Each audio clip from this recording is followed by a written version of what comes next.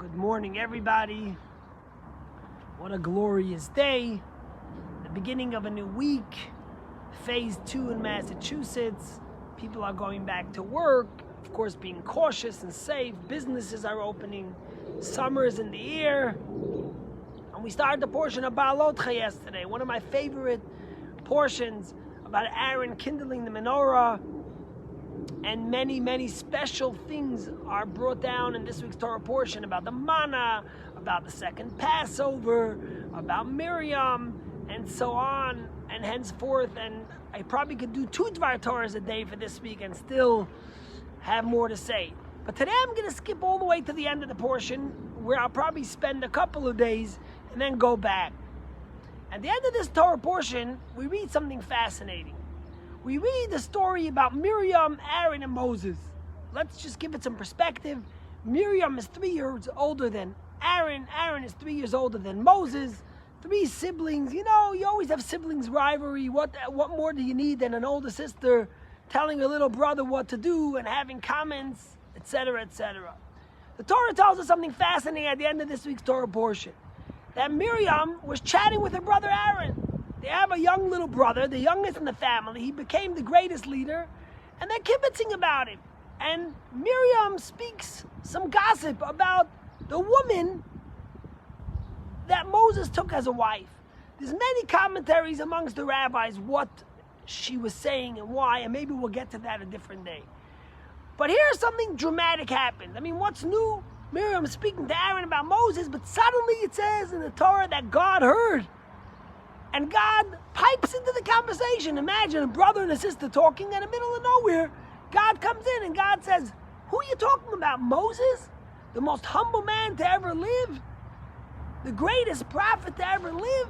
And so on and so forth.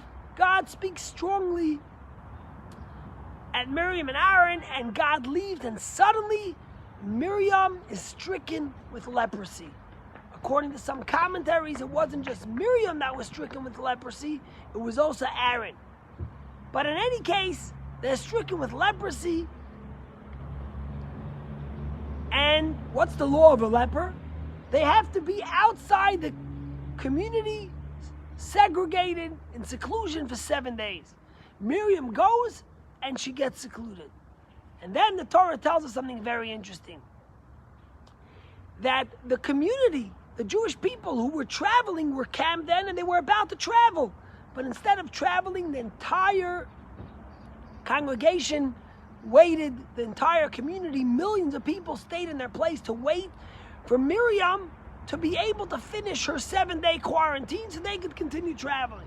Rashi right away says, 1 second, you know why they waited? They waited because years earlier, Miriam did something very special to her brother. She looked out for her little brother Moses' basket when he was on the water, and therefore, the whole community waited for her. Now the question arises, of course, like this. What's going on here? What do you want? Miriam was 87 years old. We're in a desert that the Torah gives testimony is full of snakes and scorpions and parched, dry, without water. What were they going to do? They were going to leave an 87-year-old woman herself and leave her there and travel? It's life-threatening. So what was so nice that they waited for? And what happens to all the other people that they didn't wait for that got leprosy? Did they die?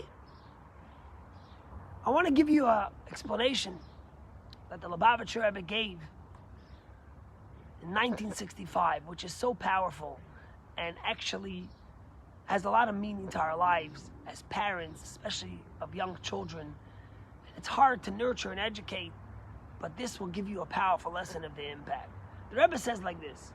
I don't understand. You have to listen to the words. It says that you have to be camped outside where the Jews dwell. Of course, no one would leave her, the Rebbe says herself. But the thing is like this, that she had to be 7 days secluded from the community while they camped. If the Jews would start traveling, then those days she would stand behind them and she would travel separately right behind them, but those days would not be counted as her quarantine. So let's say the Jews would travel for 3 hours, or for 2 days, or for 3 days. Suddenly Miriam would have to wait those extra hours and those extra days before she was able to properly self-quarantine for 7 days, and then be able to come back to the community. So really the honor they gave Miriam was not that they would have left her, but they didn't. They would have not left anyone. But they gave her the dignity to start her quarantine right away and to get out of it a little bit earlier. Now the Rebbe says, let's go back and see what she did for Moses. Miriam was 7 years old. Imagine, the super king of the world, the most powerful man in the world, says drown all the Jewish people and put them, all the Jewish little boys that are born have to be in the Nile, right? Moses' mother waits. She tries to hide the boy, but she gives up. She puts him into a little basket and she wraps him up properly, hoping against all odds that maybe when she puts him into the water, a kind Egyptian will find him and save him. So Miriam stands a little bit away, waiting for her brother and watching him. Now, what could Miriam have done? She was far away. If the little basket turned over, she couldn't save him. And if an Egyptian took her, what could she do? You know, Miriam stood there for her. Because when Batya, Pharaoh's daughter, took Moses and she wanted to get him a wet nurse, Moses refused to nurse because he wanted a Jewish mother to nurse him. So Miriam right away ran and says, I'll get someone. Well, what would happen if Miriam wasn't there? After a little while, Batya would have realized and she would have got one herself. So what did Miriam do? She saved her brother Moses from a couple of hours of crying. Says the Rebbe, listen to what happens here. 80 years later, this young girl who was 7 years old, all she did was save Moses from a few hours of crying, at best. And now, millions of Jewish people, and the cloud of glory, and the tabernacle, and the entire camp, waited with dignity for her to be able to heal and quarantine for 7 days as a reward for what she did. The Rebbe says, it's not easy to be a parent. How many mothers sit for hours, days, weeks on end and hold a crying baby to soothe them? How many dads get up in the middle of the night and take care of their baby? It isn't easy to raise a child. It isn't easy to nurture. But the message that the Torah is giving us is twofold here. One, that the little thing you do to help a child who's crying will come back to you years later. But more importantly, some people think that the future of the Jewish people, the future of the world, is created in executive offices with big glass windows, in high-risers, with big conference tables and executive desks. That's the future of the world. Says the Rebbe, no, the future of the world, the future of the Jewish people is created in the middle of the night when a mother holds a baby, that the baby shouldn't cry, and soothes that baby, that the baby should be able to sleep. That's the message of Miriam. The entire Jewish people, millions of people, waited for this woman because 80 years earlier, she looked after her brother, that he shouldn't cry a little extra, that he should be soothed. You know, there's a very famous story of the Alter Rebbe, who was the founder of the Chabad movement, and he had a son who was the Mitzvah Rebbe. The Mitzvah Rebbe was a very deep thinker. Sometimes he would say a Chassidic discourse for 16 hours straight. And he lived in a small one-bedroom right by his father. And he had a little baby who was born. And one night his wife went to sleep, and he was sitting in the other room, and he was learning. And he was engrossed in deep esoteric ideas, and he was studying, and his baby started crying. The little baby was crying.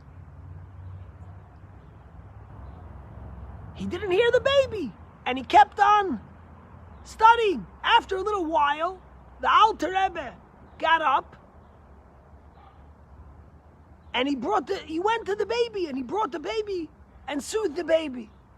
And he alerted the Mitzvah Rebbe that the baby was crying. And the Alter Rebbe told him something that is so powerful and had an impact on his life forever. The Alter Rebbe said to him, a person could never be too engrossed in spirituality not to hear the cry of a baby. If a child is crying doesn't only mean physically, but metaphorically, emotionally, spiritually. If a child cries or a child at heart, and you're too engrossed in your spirituality to hear the child, you missed it. You haven't been impacted enough by the spirituality, by the esoteric deep thinking. Because if you would have been impacted enough, you would always hear the cry of a child. I once heard this beautiful story that happened in Hebron. One morning, there was a soldier who was shot by a terrorist.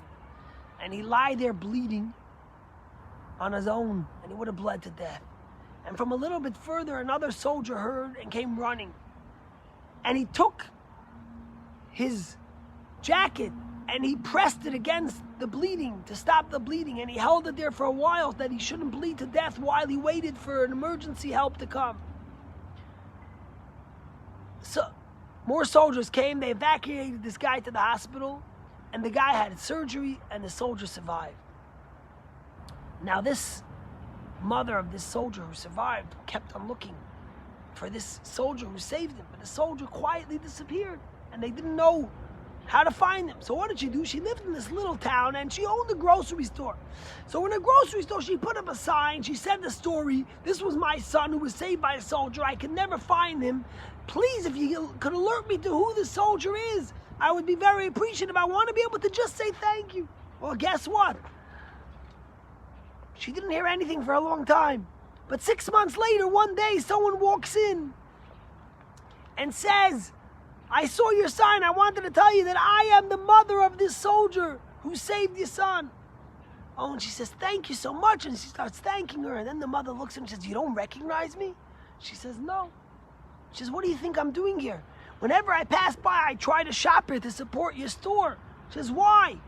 She says, 20 years ago, I was going through a very hard period. I had no money and we were struggling and I was pregnant with my first baby and I came in here to shop to buy bread and milk.